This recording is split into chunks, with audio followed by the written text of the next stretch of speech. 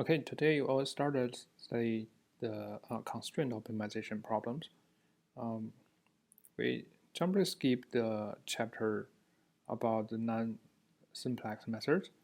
The reason is the methods learned there are mostly specific to linear program, and although they discuss the interior point method, which is a very important class of methods for constraint optimization, but the method we learn in that chapter is only specific to linear program, which is not very general. So that's why we'll just move on to the constraint optimization just to finish this, because this is covers the a large portion of optimization problems that we see in practice. Okay, but again, these constraint optimization problems are in general much harder to solve than unconstrained optimization problems. For the unconstrained ones, we learned several methods before, including the gradient method, Newton, quasi-Newton, conjugate gradient methods. But for constraint optimization, we have very limited choices. But there is a very nice theory about what constraint optimization problems look like and what the solutions should satisfy. And these are the major topics in this chapter. Okay, so the general constraint optimization problems are formulated in this following way. So again, we're trying to minimize a objective function, f of x. So this f of x is a mapping.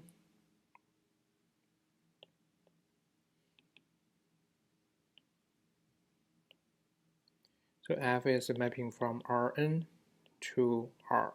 So it's a real valued function. It takes any point or vector in n-dimensional Euclidean space to a real number. Okay, so this is the main objective function that we need to minimize. In unconstrained optimization, we just need this. We just need this f and find the minimizer of it. When f is differentiable, we have those methods, like the gradient method, the conjugate gradient methods. If the second order derivative exists, we can consider the quasi-Newton, or we can consider Newton's method. But the major simplification there is that we can move the point x to anywhere in Rn. There's no restriction, or there's no constraint in that case. So when we consider the gradient, do the gradient descent, we move to a new point, we can always guarantee that new point is a feasible point, because the feasible set is a whole Rn, right? Any direction is a feasible direction, and any point is a feasible point. Okay, this is quite different from the constraint optimization problems we have seen earlier. Even for the simplest constraint optimization problem, the linear program, we cannot move the point anywhere. We have to be very specific to make sure that the point we obtain in each direction is in the feasible set, and that will give us lots of difficulty. And here, in general case, the constraint optimization will be also given by some, we also have some constraint. We're looking for the minimizer of f that satisfies additional conditions like these two. Okay, so these two are the most common way to write constraints. As we said before, an easy way to write a constraint is that when we minimize this function f of x, we have a constraint that x is in some set at omega. And usually when we write in this way, that means that the omega is pretty simple. For example, omega is just a box, or is a cube or hypercube in a high dimensional space, or omega is just a ball or hyperball, right? It's some geometric or some shape that are really simple. But if it's not really simple, then we need to specify this omega using some functions, and these functions are called these constraint functions, and they could include either equality constraint or inequality constraint. Okay, the equality constraints are given by such kind of constraints. tells hi of x is equal to 0. This is general in the sense that we can have multiple of such constraints, and there is no restriction on what this hi could be. Okay, we'll see an example that this any kind of equality constraints can be always written in this way. You just move everything to one side and leave it 0 on the other side, then make sure that x, this constraint ensure that x is inside the constraints that you want. So in contrast, there is also inequality constraints like this. So we could also have more than one such inequality constraint. And what all we need is that it is less than or equal to 0. And apparently, as we saw before, if it's greater than or equal to 0, you just put a negative sign on both sides, and then we get a less than or equal to. Okay, so this is the standard form. And we have inequality constraints like this, and equality constraints like this. Okay, and this number of constraints are up to the specific question. Okay, and now each of these g and h is also a univariate, is also a multivariate function, but takes the real value. So each of them is also Rn to R. Okay. But there could be more than one, as we said. Objective function, we can only have one of such kind of function because eventually we need the actual objective function value as a criterion about the optimality of the function, of the point. But for inequality constraints, we could have any number of constraints we want, depending on the application. Okay, so you could have more than one of either of these. So that's why I said that generally you could have P of the inequality constraints and M of equality constraints. And we don't have any restriction on the format of GI or HI right now. Okay. Now we can combine all those inequality constraints into one single constraint, but that will be just simply combining all those inequality constraints as a vector valued function, because each one of these is a scalar valued. It's from Rn to R. But now we stack all those P functions, then this will be a function. This together is a mapping from Rn to Rp. Okay, so it gives us a vector for each point x. So the gx actually it's bold-faced g here, in contrast to just a standard letter g here. This g is a vector valued function, and similarly, the h is also a vector valued function, which just stacks this h1 through hm. Okay, now this h is Rn to Rm, where m is the number of equality constraints. And then we can replace or rewrite this, or this whole thing here, by just the gx less than or equal to 0, where the 0 is also p-dimensional vector. So it's just a p-dimensional vector with zeros as components. And also this hx stands for this equality constraints.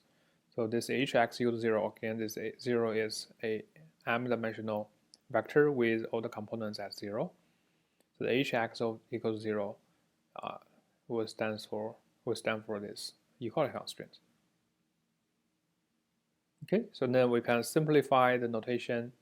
We will simply write the constraint optimization problem as minimizing this real valued function f subject to the constraints of two vector valued function g and h, where g is less than or equal to 0 and h is equal to 0. Okay, so we're looking for the minimizer x that minimizes subject to the constraints that x needs to satisfy both of these two. Okay, so this is another way to write the static constraint optimization problem. As we said, we can also say that we're trying to minimize f of x where this x is in omega. Right now, this omega is just specified by this inequality and equality constraints, which can be thought as in this way. The omega is just the set of points x for which gx is less than or equal to 0 and the hx is equal to 0. Now we can just convert this into this form.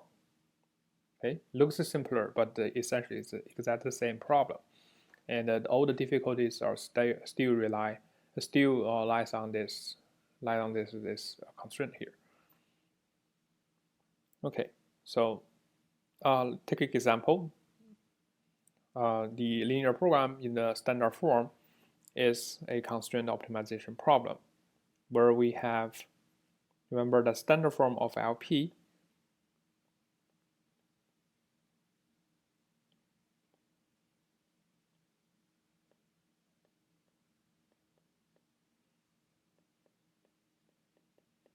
it says that we're trying to minimize c times x subject to the constraint the ax equals to b and x is greater than or equal to 0. Okay.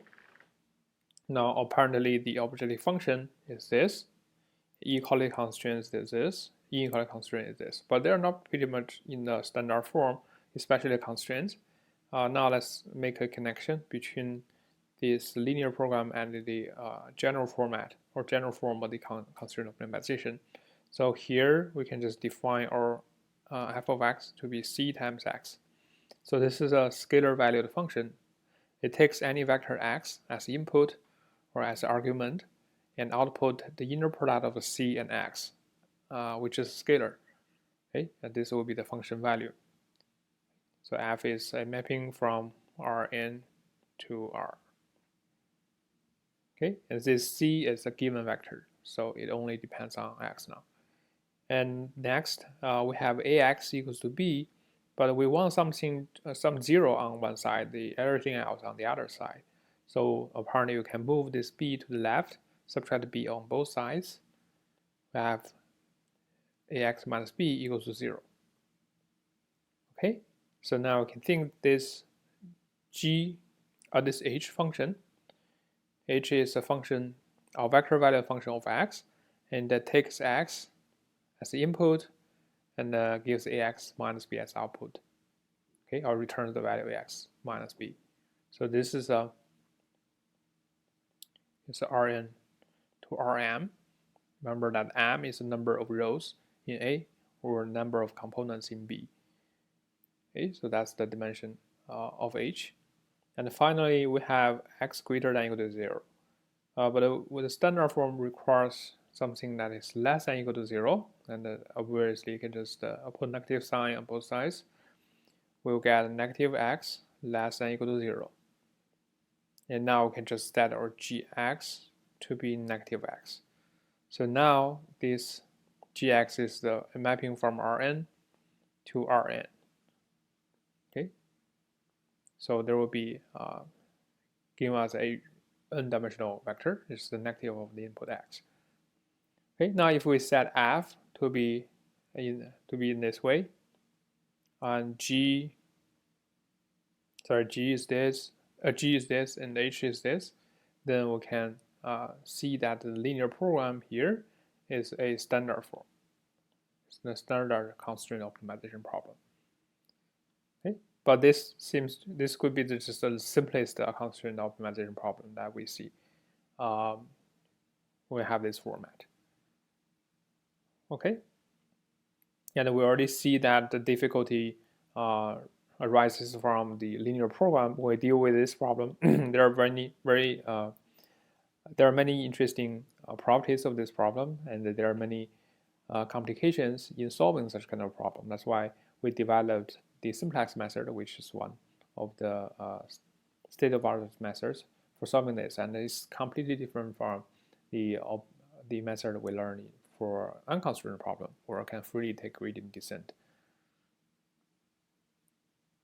Okay, so now in this chapter, we're going to focus on solving the this general format, or at least the theory for solving such kind of constraint optimization problem.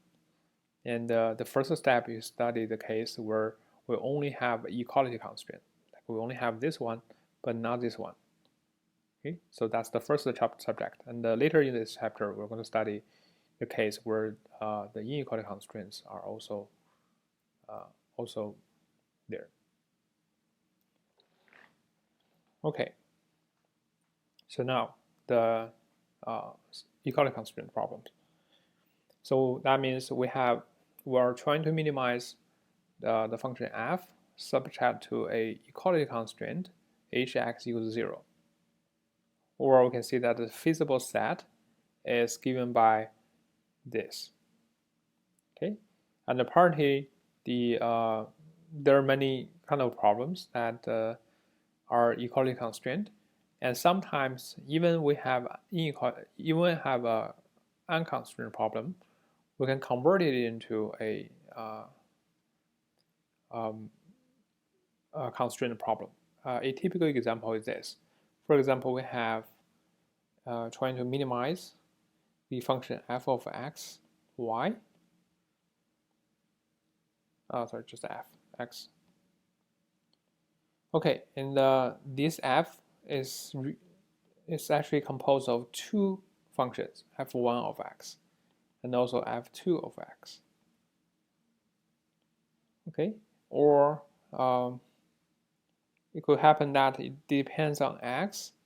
The f2 depends on x in an indirect way, or it depends on a linear transform of x. For example, it's ax here. Okay, so that's are the f1, f2, and the f on general function f is formed by the sum of these two terms. Okay, so this is an unconstrained problem. We can just treat it as f1 plus f2 of a as is f. So it's like f is equal to f1 plus f2 composed with the linear transformation a. Okay, we can treat it in this way. But in many cases, dealing with these two together is pretty complicated. It's very difficult to solve. So when, for example, it's possible that one of them is not differentiable, and then we cannot apply the gradient descent method because the gradient doesn't exist in general. So that could be the issue that is very common in scientific computing or in general optimization in the field of where optimization problems arise. So in this case, a very typical trick is to introduce a constraint, introduce an inequality constraint. And what I mean by that is we can consider trying to set ax equals to y. Okay, and by doing that, we can substitute this ax by this y, and then we'll have x inside f1 and y inside f2. Okay, and then these two functions are separated. Okay, we can separate f1, f2. We don't need to handle the difficulties of them at the same time. Instead, we separate them because they depend on different functions, different variables. So we'll try to minimize x and y, where we have f1 of x plus f2 of y. But here we need a constraint that because ax is equal to y, so we need the ax and the x and the y to satisfy this equality constraint, or is it ax equals to y, or ax minus y equals 0. And then we can rewrite this as minimizing the f of x, f of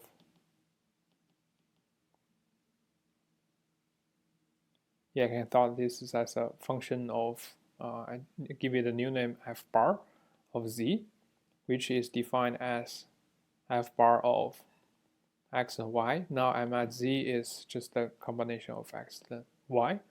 So it's f bar of x and y, and that's just f1 of x plus f2 of y. And the constraint is that I need ax minus y equals to 0, right? And this one can be written as I can write a tilde to be a negative I. Then when I multiply a tilde and z, this final one, so the a tilde times z will be just a negative I times x and y, and this gives us the ax minus y, and I will just need a tilde at z equals 0. That is equivalent to ax minus y equals 0, and that is the same as the original constraint, so I can change this to a tilde times z equals to 0. Okay, so now the problem becomes trying to find the minimizer of f bar, and f bar is defined,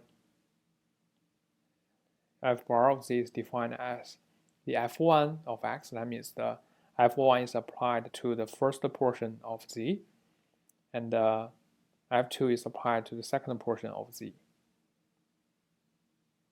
Okay, and then the constraint is the a tilde times z equals 0, whereas this a tilde is just this matrix right here. Okay, now we have, if you just look at this part, this is an equality constraint optimization problem.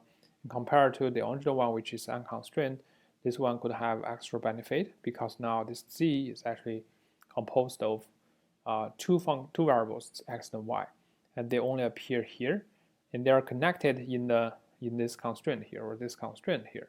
But that can be handled in some way, as we will see soon later in this chapter, how to handle constraints, and that usually gives us a way to alternatively update this x and the y. And by alternatively updating this x and y, we only need to deal with x with the y fixed. In that case, we only need to handle this f1 together with this constraint here or this constraint here. But handling f1 and this such kind of constraint is easy.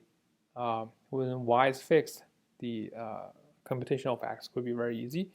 And when x is fixed, we can handle just a minimization problem with respect to y, which involves only the f2 and this kind of constraint. And that is also easy to handle. And in that case, although we converted a unconstrained problem, which is generally easier than a constrained problem, into this constraint optimization problem, but actually we can make the solution procedure even more efficient. Okay? This is usually called the divide and conquer method because we kind of separated the difficulties in these two functions, and then we handle one of them at one time, okay, instead of handling them simultaneously. Okay, so that's a very typical application of constraint optimization problem. So this is kind of artificial that we created such kind of constraint optimization problem. But there are also many cases in real life that we do have a constraint to satisfy, an equality constraint to satisfy. And in those cases, we just have generic constraint optimization or equality constraint optimization problem. Okay, now let's look at a few examples. First of all, some equality constraint optimization problems can be converted into unconstrained ones. I would say there's already a few of them, or very special ones of them, but they do exist. So that's why we're going to see or discuss some of these examples. So let's say, for example, we have a constraint optimization problem given by the following way. We have all this problem presented in this one here. And here, this is the objective function. Apparently, it depends on three variables right here. Right? So it's a function of x1, x2, x3. So up to this point, you know that at least we have three variables. And but that's not necessarily this is probably not enough. We also need to look at the constraints. Just like the linear program problem we saw earlier, the objective function may only depend on some of the variables, but the constraints involve more than more variables. But here, we can see that there are only x1, x2, x3 in the objective function, and also in the constraint, there are only x1, x2, and x1, x3. So we can determine that this problem only involves x1, x2, and x3 as the variables, and the objective function is given by this kind of is a quadratic function. Okay, and the constraints are given by these two. So we want the x1, x2 to satisfy this, at the same time x1, x3 should satisfy this. Okay, so this is a very typical case where we can actually convert this into an unconstrained optimization problem. The reason is that when you look at the constraint, here, we can actually write the x2 in terms of x1, right? We just need to move x1 to the right, divide both sides by 2, then we can see x2 is completely determined by x1.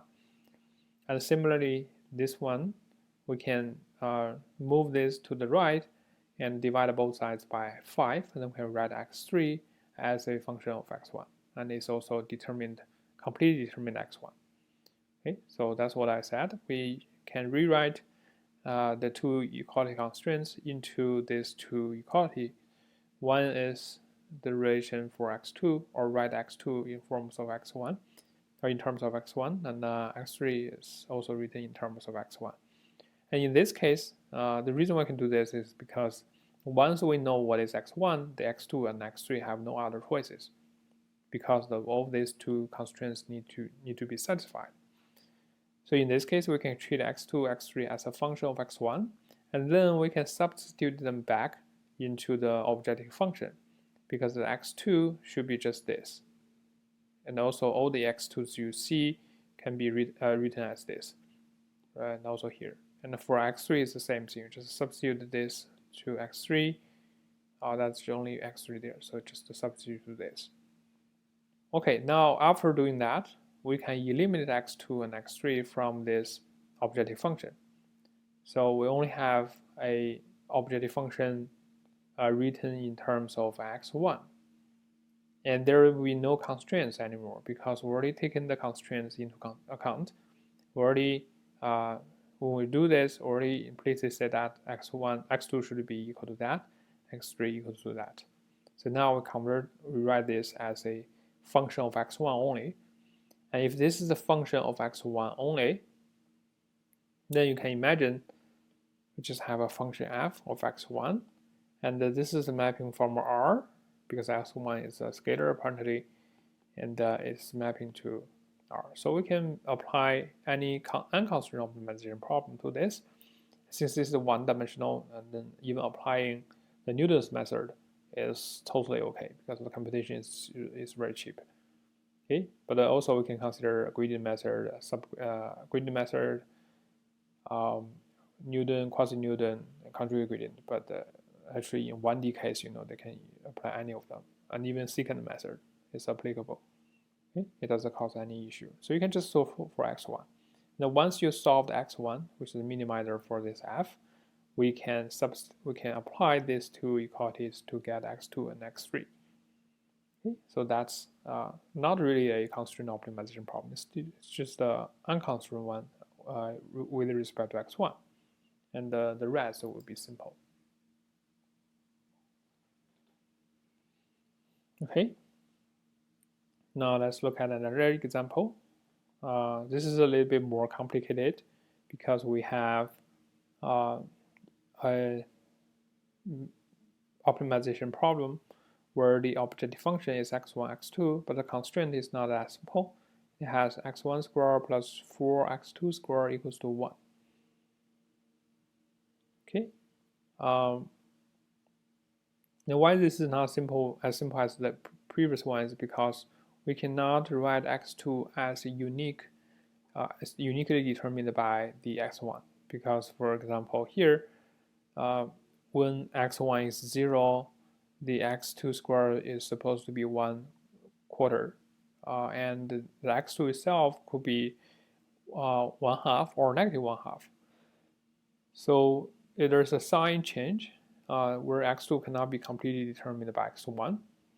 But there's always trick that can overcome this kind of issue, and we just but these tricks are problem specific.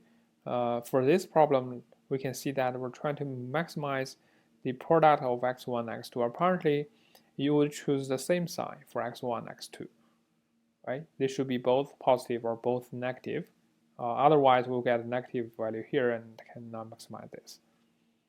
Okay, so considering that, we can replace the objective function x1 times x2 by x1 square, x2 square. We just need to make sure that whatever solution we got for x1, x2, we need to choose the positive one, both of them as positive or both of them as negative. For this case, if we replace this constraint by x1 square, x2 square, then the problem will be simple because we're trying to maximize the x1 square, x2 square, subject to the constraint that x1 square plus x4, x2 square equals to 1. Now we can think that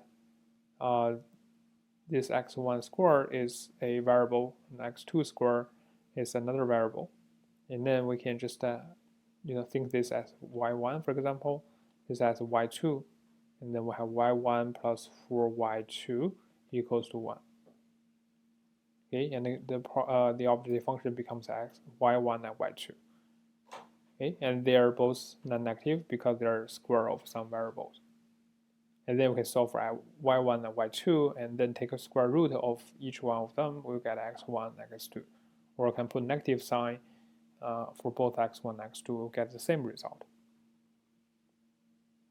Okay. So that's the case here, that we can really convert the problem into an unconstrained one. So going back to this problem, if we really do this, then we can see that this constraint here tells us that x1 squared is equal to 1 minus 4 x2 squared. So we can rewrite this as x1 squared equals to 1 minus 4 x2 squared. And then we substitute this back into the objective function. There we're essentially just maximizing the x1 squared is written as 1 minus 4x2 squared, and then x2 squared is kept the same. Okay, and they were trying to maximize for the x2 here. So the constraint doesn't really matter here. I just need to solve this for x2, and then substitute x2 into the equation here and solve for x1. Okay, so that's a way to solve this. Or the other ways to solve this is realizing that this x1 squared plus 2x2 squared, which is rewriting this as 2x2 together squared. So we know that we want this to be equal to 1. The 1 equals this, and this must be bigger than or equal to 4 times x1, x2. This is because, in general, we have a squared plus b squared bigger than or equal to 2ab. So now it's just like a is equal to x1, b is equal to 2x2. So it has to be bigger than or equal to 4x1, x2. So that means the x1, x2, x1 times x2 cannot be bigger than this over 4. Or x1 times x2 cannot be bigger than 1/4. Okay, and this, so that means this one must be less than or equal to 1 over 4.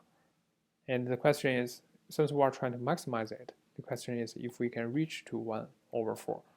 And the answer is yes. This inequality becomes equality, or you know that when this inequality becomes equality if a is equal to b, right? When a is equal to b, then we have the equality. So that's the same thing here. If we want to reach to the maximum possible value 1/4, we just need to make sure that x1 is equal to 2x2.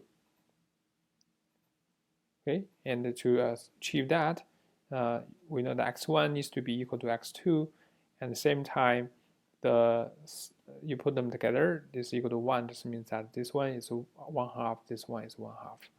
If this is 1 is 1/2, means x1 should be equal to 1 over root of 2. And this 2 times x2 is equal to 1 over root 2.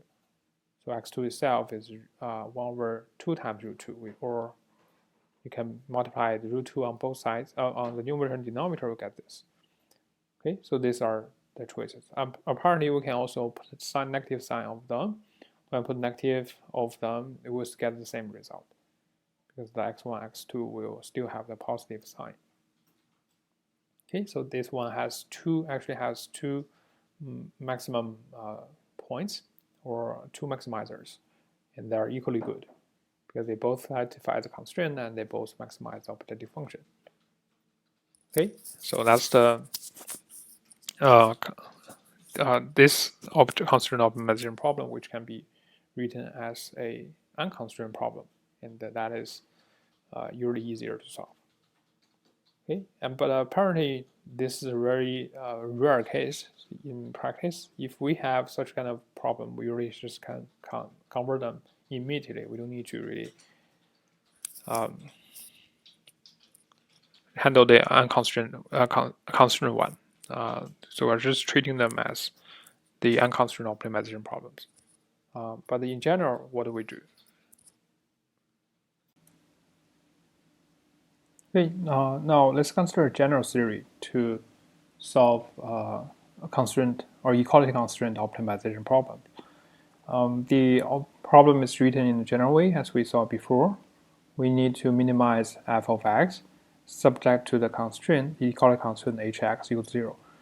The hx, right now, let's assume that h is differentiable. It's definitely possible that in practice the h is not differentiable, but to study the general theory, let's consider that h is differentiable function, and depends on the optimization problem we're considering. For example, in the next chapter, I'm going to study convex optimization problem where the constraints should give us a convex set. In that case, the hx, or the effective part of h, should be a linear function or affine function. And in that case, h is definitely differentiable. But it is pretty common that at least we need to handle the differentiable objective function h, or if it's not differentiable, we sometimes can convert that into a differentiable one. So the theory we'll consider here will be only on the differentiable function h. Okay, and it's differentiable, then we can consider the Jacobian matrix.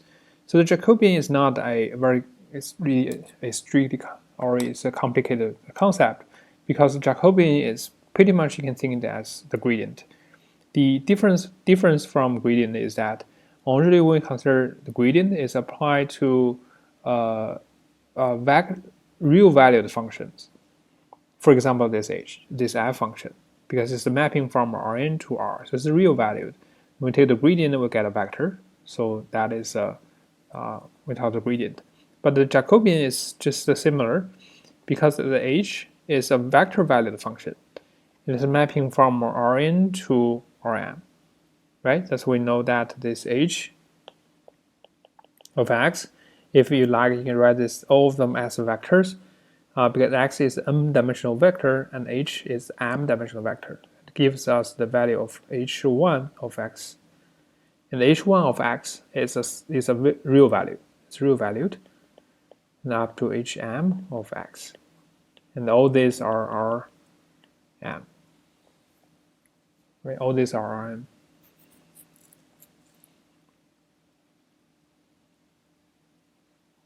Okay. Then for each one of them, we can treat it as a real valued function. For example, this h1, we can treat it just like this f. So when we take the gradient of h1, we should get a n-dimensional vector. And similarly, for any of these other ones, we need to take a gradient and we get a vector valued. We will get a vector. And then the Jacobian is just stacking those vectors, or the gradients of each one of them, into a matrix, because each one of them becomes a vector. So the Jacobian of them, we write as, sometimes they're written as dx, dhx, and this means that the first row is given by the gradient of h1, so the gradient of h1, x, and the things we always consider gradient as a column vector in this during this class, so we need to take a transpose of that. It becomes a row vector now. So this is a row vector, and apparently the length or the dimension of this vector is n. N is the same as the dimension of x. So it has these n components for the first row, and similarly the n components for the second row, and then eventually up to the HM(x) transpose, which gives them the last n-dimensional vector, row vector. So now this matrix has n columns and m rows. So this is Jacobian. This is Jacobian of H. So it's a matrix of size m by n, where n is the dimension of x, and m is the dimension of H. Okay, so it's written as DH in this class, and you can see some other books may write this as HX, JH. So it's a Jacobian of H.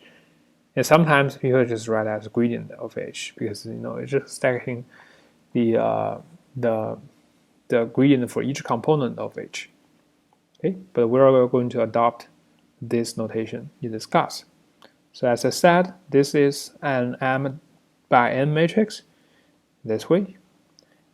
Okay, I just want to give you a quick tip here.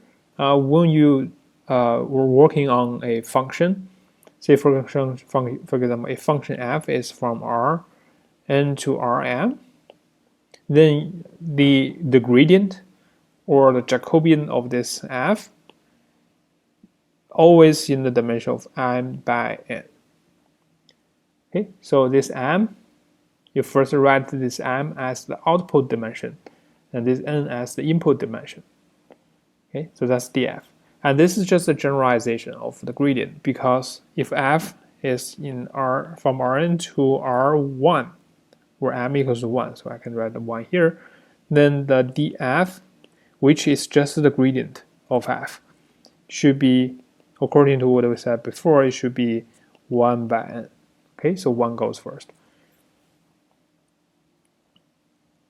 Okay, so this is actually the gradient, just the gradient that we write. Gradient itself we always use, we treat it as a column vector, but here the df is a row vector, but it's exactly the same vector. Okay, so that's for f. What if we have a compositional functions?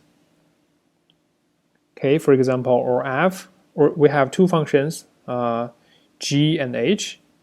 Just to forget what happened to g and h earlier, we just state that we have such kind of functions g and h. The g is a mapping from Rn, say Rn to Rm. This is mapped by g. Okay, so g is a mapping from Rn to Rm, and then from Rm to say Rp, we have the h. Okay, just two generic functions. And now we can see that the composition of g and h is a mapping from Rn to Rp.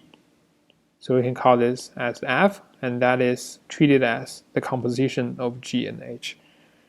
Right? The g goes inside, h goes outside. And then let's consider what is the gradient here. So now remember that f of x is a composition of 2, so it's h of g of x.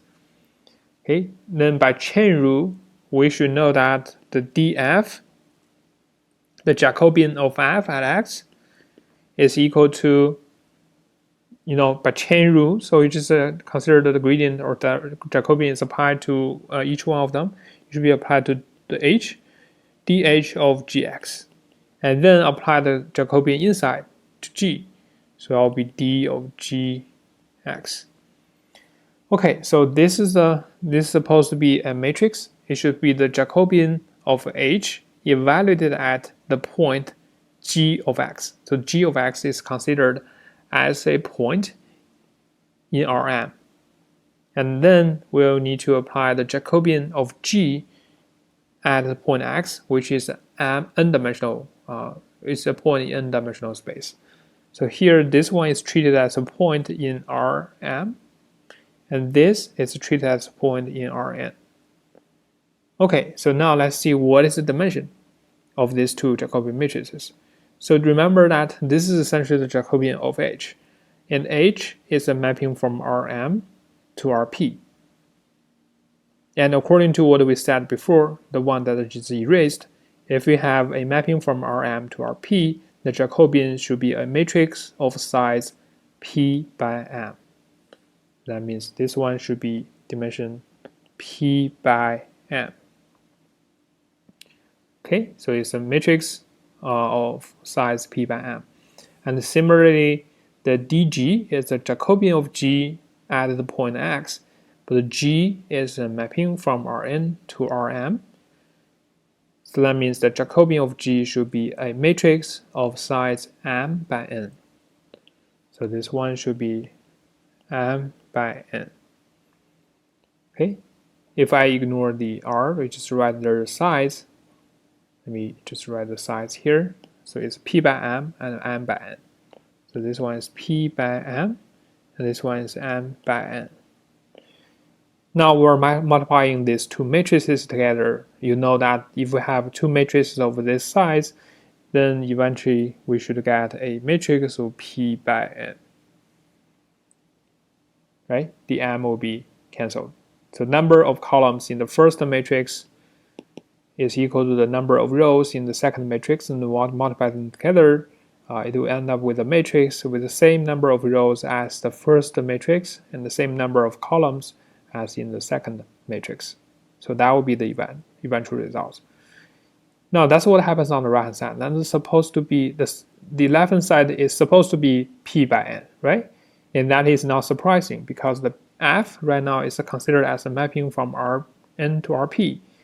And the Jacobian of f is supposed to be a matrix of p by n. And that is the same as the right hand side. And that is not a coincidence. It's just it is supposed to be so. Okay, so this one should be p by n. But when we actually compute the Jacobian of f at point x, it is supposed to be, we need to compute it in the right hand side way because we need to apply the chain rule, since it's a composition of h and g. Okay, so we need to apply the chain rule. So this is a general rule. Now this is just composition of two functions. If you have composition of three functions, we're going to do the same. So when we have, for example,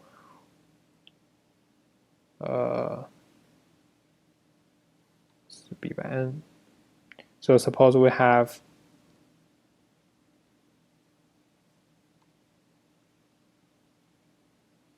this one.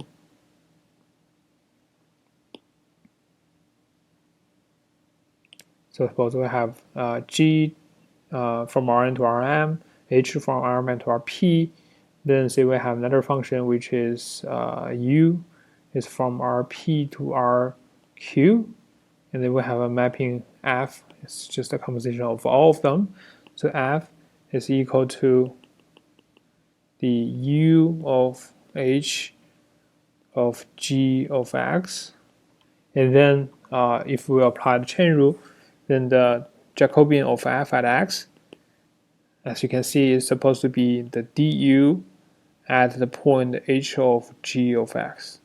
So h of g of x together is a point in Rp. And then the dh of gx, okay, and then the d of g. Just write them in order like this. Okay, you apply the first apply the Jacobian of the outside, and then gradually go into the inside, and then the first one you computed, just put it at the first here, and the second, the green you computed, just put the second, and the last one you put it the last. It's just to keep this order, and also remember the dimension of each one of them. This is the Jacobian of u evaluated at this point only. So this point is just a point in Rp, but we don't care about that. The Jacobian is applied to u. So if the Jacobian applied to u, the u is mapping from Rp to Rq. So that means the size of the Jacobian should be q by p. Okay, and similarly, dh is the Jacobian of h evaluated at the point gx, which is a point in Rm. Okay, and this is dh is the Jacobian, and the size according to this, it should be p by m. Okay, so this should be p by m, just as before, and finally this should be m by n. And then when we multiply all the three together, we know the size should be q by n. Right, because the middle p and m, they're cancelled. Okay, and that is the size of the Jacobian of f. And that is not surprising either, because this f is from Rn to Rq. So the size of f is supposed to be q by n. Right? So that's what the size here is, q by n. But when we compute, as before, when we compute the Jacobian of f, we should compute the 3 Jacobians here and multiply these 3 matrices together.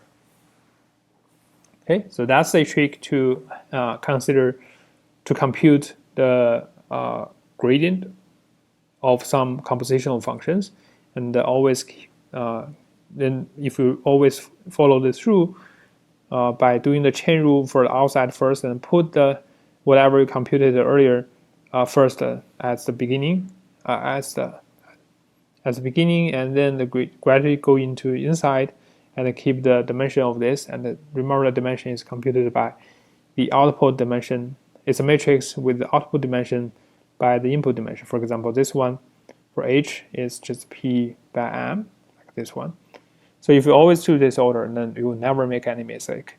And this is pretty common when you, especially where people is dealing with the deep learning or derivation of the deep neural networks. When they do the backpropagation, or when they do gradient, which is essentially the chain rule. The backpropagation is essentially the chain rule. And then we're dealing with the composition of multivariate or vector-valued functions, compositional vector-valued functions. And in that case, the gradient needs to be computed in chain rule. And this is the way to keep the size or dimension of the gradient correct. Okay, so if we have time later in the end of this semester, I probably can give a lecture about the deep neural networks and how to apply optimization techniques are applied there to train the neural networks. Okay, but back to here, as we said, generally when we have this constraint H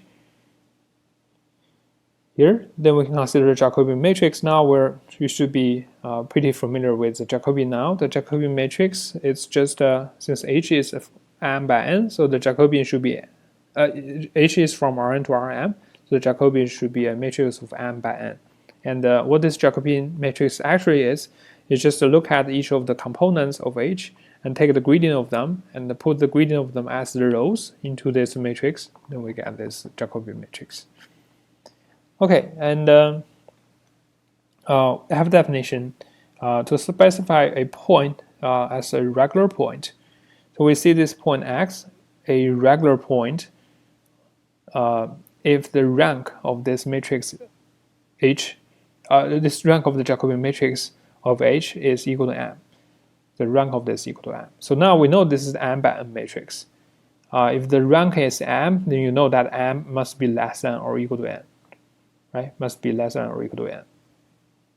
And that's when we calculate the rank, then consider rank is equal to M, just means that this one is a full row rank. So if H is like this kind of matrix, and the full row rank means that all those rows are linearly independent. So for example, M equals to 10, N equals to 20. Then the rank is M, which is 10, means that all the 10 rows are linearly independent. Okay, we know that for by the way, we know that for a matrix, the rank of the matrix is at most the smaller number of these two. Right? That's something we know, and we know that full rank means that it's equal to the smallest number of these two. So when that the M is smaller than or equal to N, then the rank of M means that it's the number of rows, and the rows are this full rank means that the rows are linearly independent.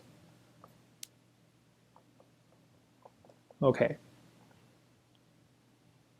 So when we call a point a regular point, it means that the Jacobian matrix is full row rank. Okay, now let's consider an example. Say we have n equals to 3, m equals to 1. That means we have 3 variables, but 1 constraint h1. Okay, so we have x1, x2, x3, and the constraint is only one single equality constraint, and that is given by x2 minus x3 squared. Okay, this is the only constraint. Now let's consider the Jacobian. So now right now the h has only this one single component. So the h of x is not a vector anymore because you can treat it as a vector, but it only has one value. So it's actually a scalar value. Okay, so this is the R1. Okay, or h is a mapping from x from R3 to R1. So you can imagine that the gradient of h, or the Jacobian of h in this case, essentially just a gradient. It's just the row vector of the gradient, row form of the gradient, and that's supposed to be just 1 by 3. So dh should be 1 by 3. So it's just a row vector, and that row vector is just a gradient. Okay, and to compute that, say the dh, or the Jacobian of h, is just the gradient of h1. The gradient, we know how to do that right now. So the h1 is a real valued function.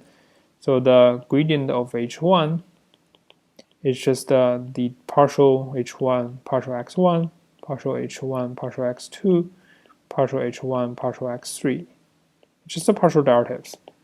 And if my h1 is this, then the partial derivative with respect to x1 apparently is 0. It doesn't depend on x1. Partial derivative with respect to x2 is keep x1, x3 as constant. Take a derivative with respect to x2, then it's supposed to give us 1.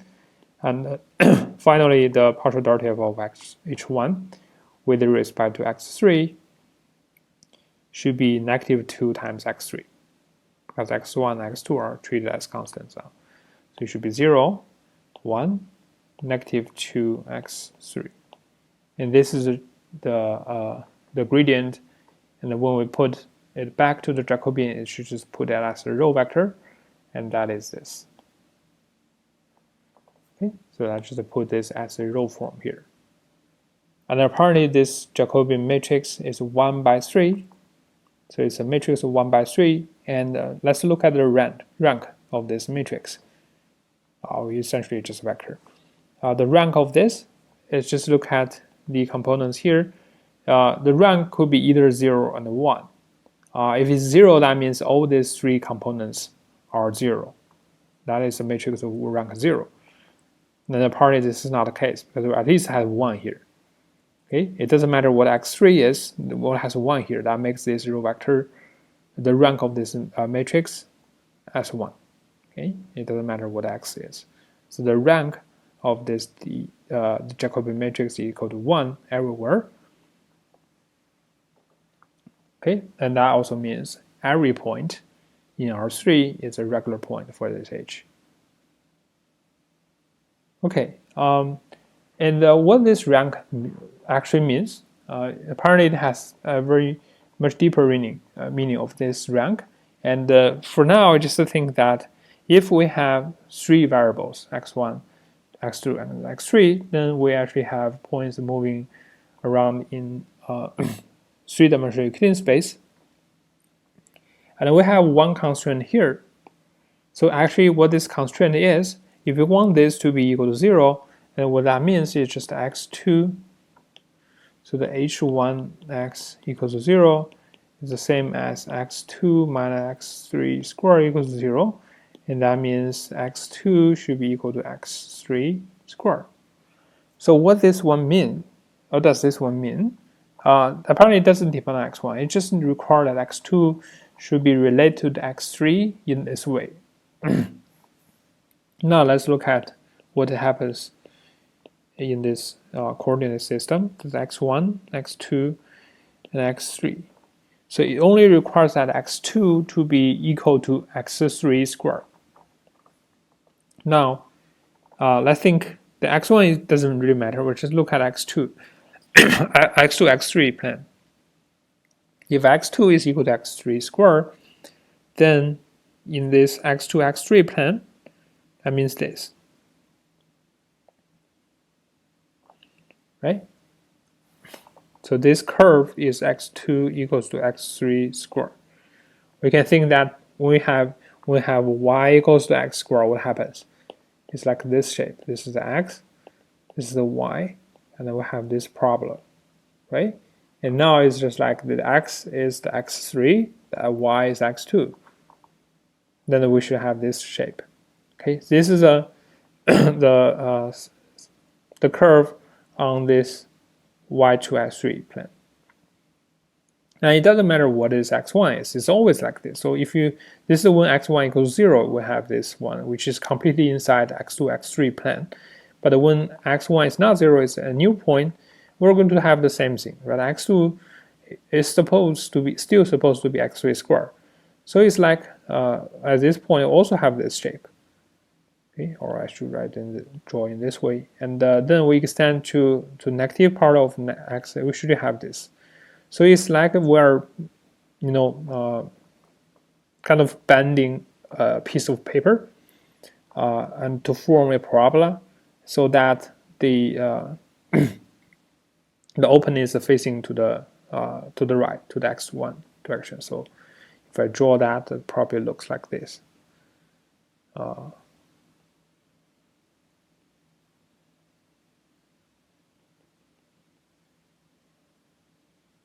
Look at this shape. Okay. It's like a piece of paper that we're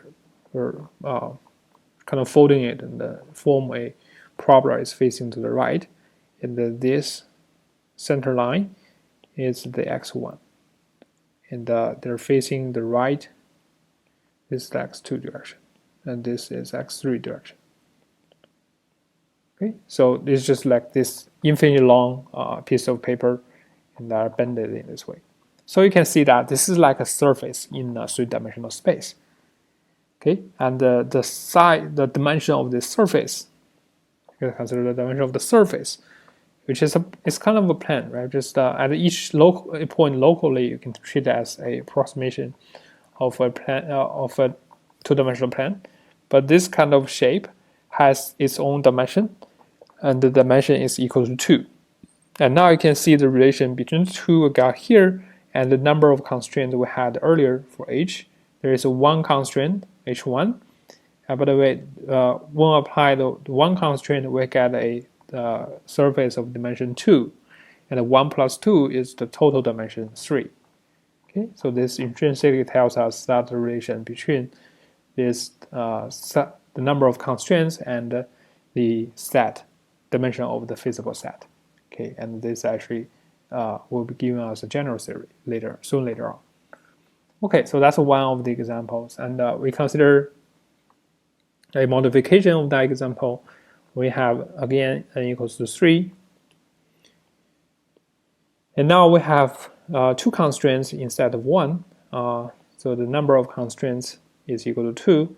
The first constraint is just x1, and that is the x1 is the x2 is the same as before. This is the constraint we have for x2 and x3, and also x1 is this. Okay, and if we want the constraint, we set a constraint that constraint should be h of x, and this should compose of 2 functions, h1 of x and h2 of x. Each one of them gives us a scalar, gives us the real value, and this is given by x1 and then x2 minus x3 squared.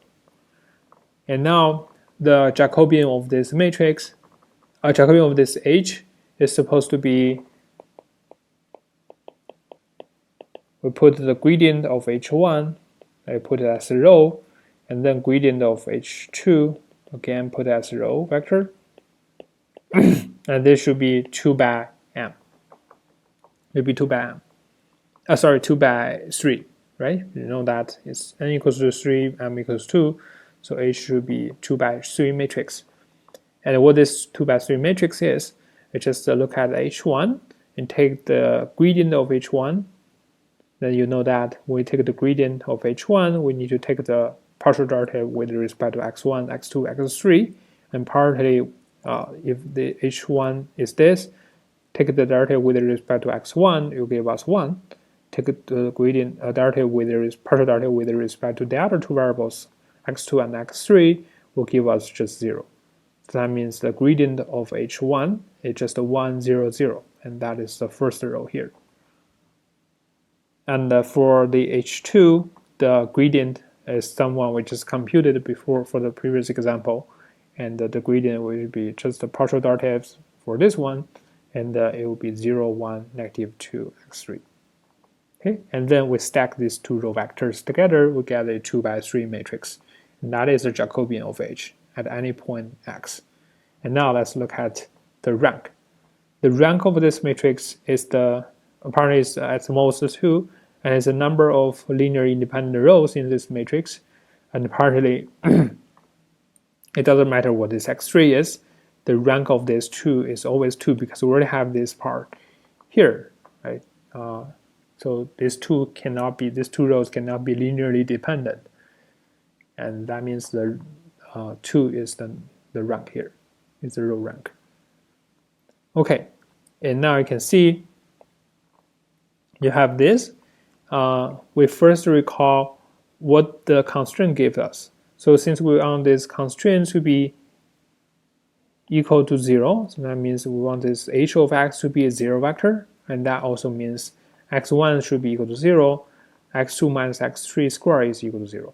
So the second one is the same as before. It should be this infinitely long tube, or some, let's say, infinitely long paper that is wrapped and facing the right. But we also want x1 to be 0. So that means the x1 cannot take any other value except 0, any value except 0. And that goes back to the picture we showed earlier, x1, x2, x3. But since now x1 cannot be anything other than 0, except 0, so we restrict ourselves to the x2, x3 plane, because this is where the x2, x3 plane is where the x1 is 0. And then we still have the same shape as before, but now we only have this single curve instead of a surface as before. And this one is x2 equals to x3 squared. So now this, as I said, this is a single curve in the three-dimensional space.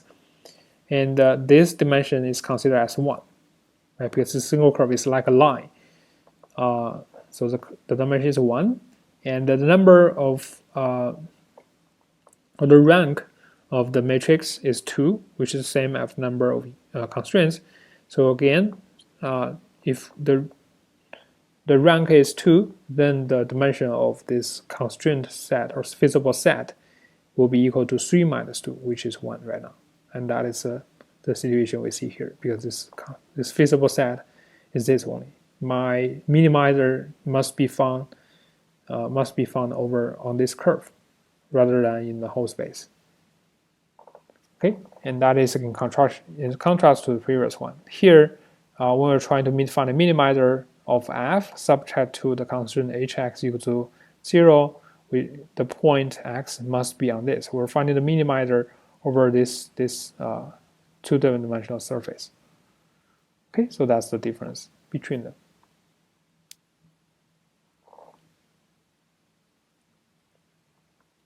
Okay, now to study the relation between them, we are going to introduce, or actually this is some concept you probably have seen in geometry, that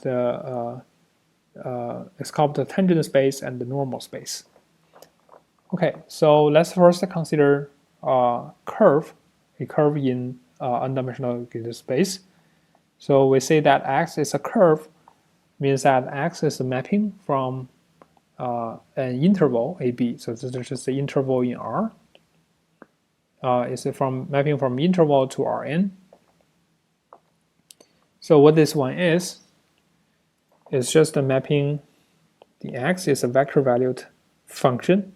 It's taking a scalar valued variable as input. Usually we call this variable t,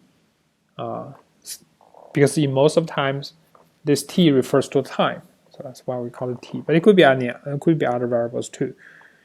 And it's mapping from R to Rn. So this R, or more specifically, only restrict yourself to a open interval AB, which is a subset of R. And it's taking the t to x prime of t. But the x prime of t, this is a similar situation as before. If you treat x as a mapping from R1 to Rn, which is x, and then you can imagine that when we take the Jacobian, which is actually the derivative of x, the Jacobian of this should be of dimension n by 1, right? N is the output dimension here, and the 1 is the input dimension here. So that's supposed to be the dimension of dx. Okay, and that is also an n-dimensional vector. And this is the case where we studied the simplest one for multivariate functions when we have this x as a function of t. That means it maps a scalar t to a vector with this x1 of t through xn of t as the components. And then the dx of t, which is always written as the derivative of x at t, and that is just the derivative for each one of those components. So it's just x1 prime of t, because x1, x2, x3, they're all just a univariate scalar valued function. Okay, so it's x2 prime t up to xn prime of t. And this is supposed to be in Rn, or Rn by 1. Okay, but it's just the n-dimensional vector. So that's x prime. Okay, so the derivative of x, or the gradient of x, if you like to call it in that way, but usually when we say the x has a univariate variable, the variable is a one-dimensional, like in this t here, or is this one here, then we will say that is just the derivative. So the x prime will be this. Okay, and then you can see that x prime is again from R to Rn, because it takes the any value t and it maps to a vector in Rn. So you can apply derivative again. It will be the second order derivative, and that will be x double prime, or x double prime. Then essentially just applying the derivative to each of the components one more time. So the x double prime of t, it just apply the derivative to each of the components one more time. So x1 prime of t all the way to xn prime of t. Okay, and that's again in Rn. So it doesn't matter how many times you take derivatives, essentially just taking derivatives for each component again. Okay, so this is called a twice different. This is called a second order derivative. Okay, so when you say the function is differentiable, it means that at least the first order derivative exists, like this one exists, and it is twice differentiable, means that for each component you can take a derivative for at least twice. Okay, so that's the derivative or second order derivative of a curve.